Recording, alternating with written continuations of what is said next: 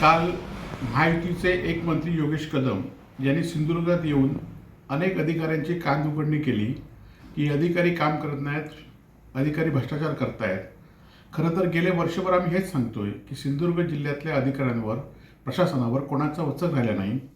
सगळीकडे हप्तेखोरी होते आणि याची सुरुवात सत्ताधाऱ्यांकडनं जास्त प्रमाणात होते.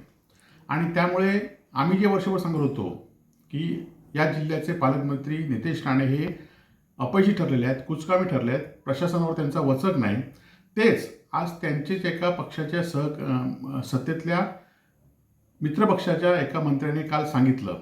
आणि त्यामुळे आम्ही जे विरोधक म्हणून फक्त विरोधासाठी विरोध करत नाही, तर प्रशासनावर वचक नाही, पालकमंत्री निष्क्रिय आणि कुचकामी ठरलेत, हे काल योगेश कदम यांच्या कालच्या आढावा बैठकीमुळे दिसून आलं आणि त्याच्यावर पालकमंत्री कुचकामी आहेत याच्यावर शिक्कामोर्तब झालं.